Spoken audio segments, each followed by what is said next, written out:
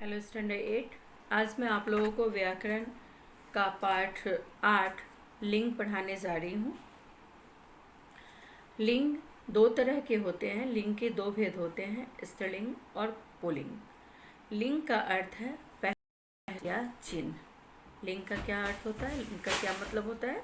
पहचान या मतलब शब्द के जिस रूप से यह ज्ञात हो, यह पता चले कि वह पुरुष जाति का है अथवा स्त्री जाति का है, उसे हम लिंग कहते हैं। मतलब जो पुरुष जाति अथवा स्त्री जाति के बारे में हमें बतलाता है, उसे क्या कहते हैं? ठीक है। तो इस आधार पर लिंग दो तरह के होते हैं। एक होता है पुल्लिंग और दूसरा होता है स्त्रीलिंग। पुरुष जाति का बोध करवाने वाले शब्द पुल्लिंग कहते हैं। स्त्री जाति का बोध करवाने वाले शब्द स्त्रीलिंग कहलाते हैं। ठीक है ना। इस लिंग निर्णय, लिंग के बारे में हमें कैसे पता चलेगा? प्राणीवाचक शब्दों के लिंग का निर्धारण उनके अर्थ के अनुसार होता है।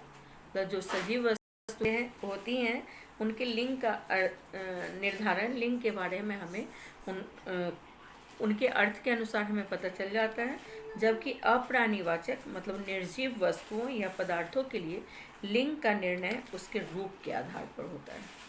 रूप के आधार पर, आकार के आधार पर होता है।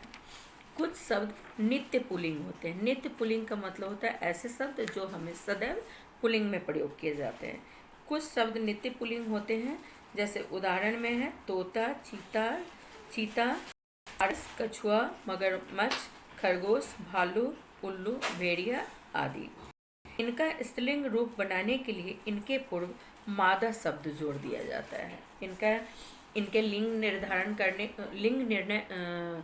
बदलते समय इनके साथ मादा शब्द का प्रयोग हम करते हैं। इनके आगे मादा शब्द लगाते हैं। जैसे तोता जब इसका स्त्रीलिंग रूप होगा तो ये क्या होगा? मादा तोता। सारस मादा सारस, कछुआ मादा कछुआ, मगरमच्छ मादा मगरमच्छ, खरगोश मादा खरगोश, भालू मादा भालू, उल्लू मादा उल्लू। ठीक है। ये शब्द सदैव पुल्लिंग में ही प्रयोग होते हैं, लेकिन जब इनका हम लिंग निर्धारण करते हैं, लिंग बदलते हैं, तो इनके आगे हम क्या लगाते हैं? मादा। ठीक है। कुछ शब्द जिस तरह नित्य पुल्लिंग होते हैं, मतलब सदैव पुल्लिंग में प्रयोग होते हैं, उसी तरह कुछ ऐसे शब्द हैं जो नित्य स्त्रीलिंग कहलाते हैं, मतलब सदैव स्त्रीलिंग रूप में होते हैं। जैसे मछली, तितली, छिपकली, गिलहरी, मक्खी आदि, ये सदैव स्त्रीलिंग में होते हैं। इनका पुल्लिंग रूप बनाने के लिए इन शब्दों से पूर्व नर जोड़ दिया जाता है।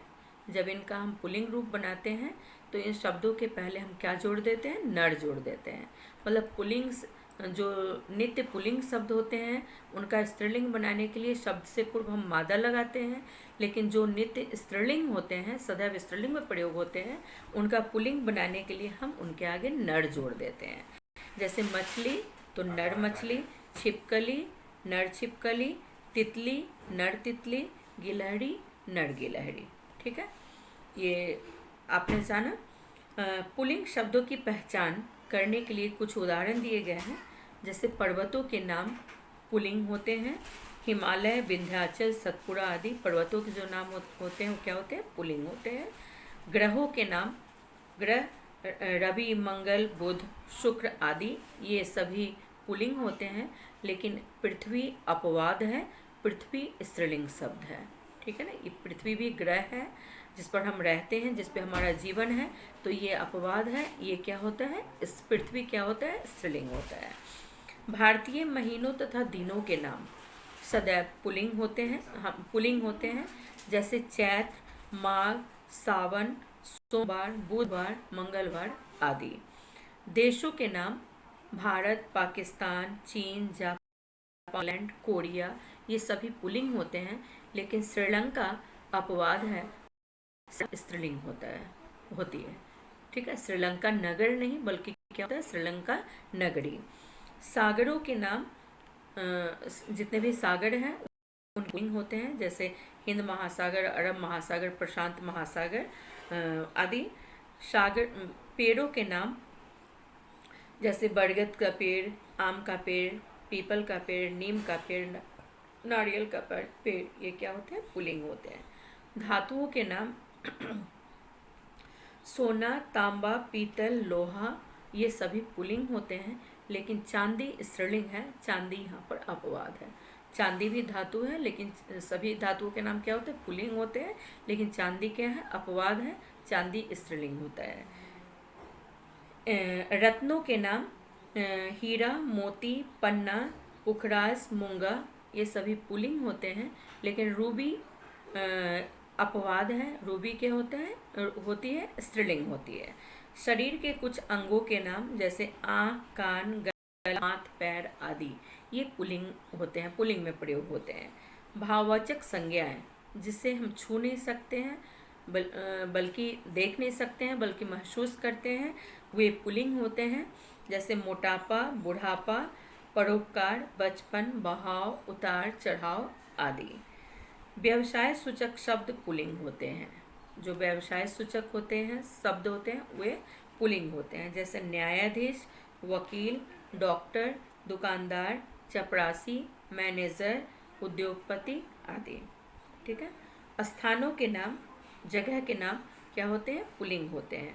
जैसे कमरा, हॉल, संग्रहालय, कार्यालय, भोजनालय, चिकित्सालय, सभा भवन, मंदिर, गिरजाघर आदि, ये पुल्लिंग में प्रयोग किए जाते हैं।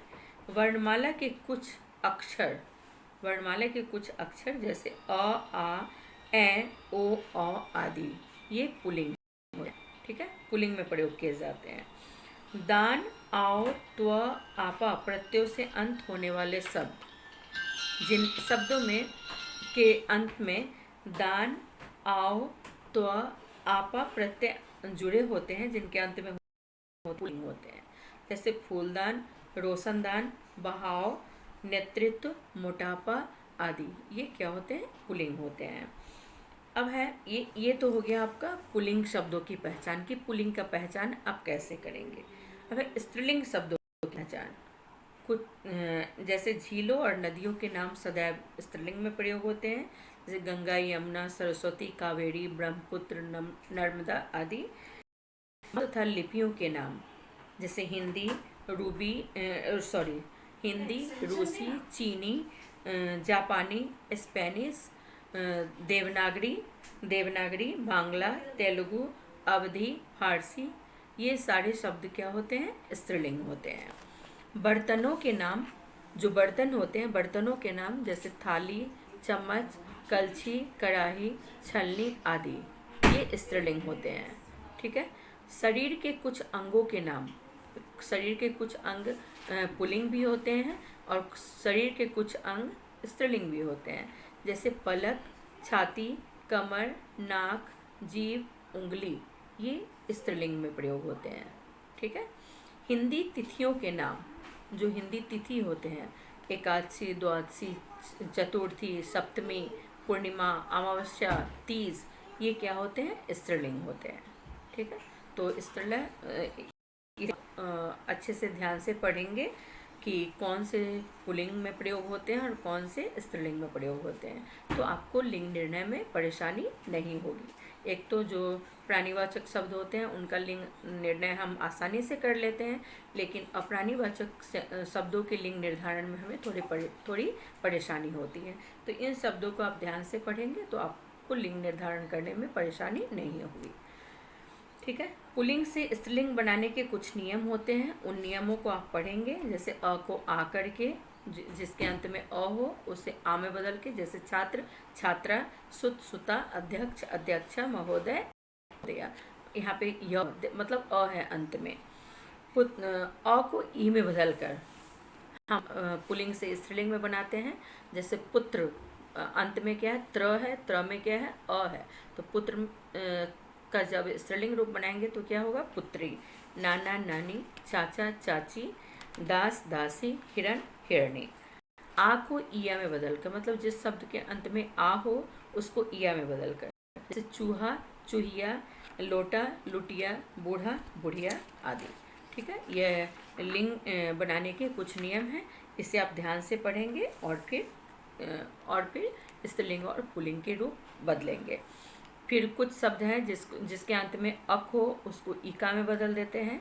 जैसे नायक, ने जोड़ अक, नायक तो अक है तो उसको इका में बदलेंगे तो गायिका, नायक नायिका, गायक गायिका, पाठक पाठिका, निवेदिका, दर्शक दर्शिका आदि।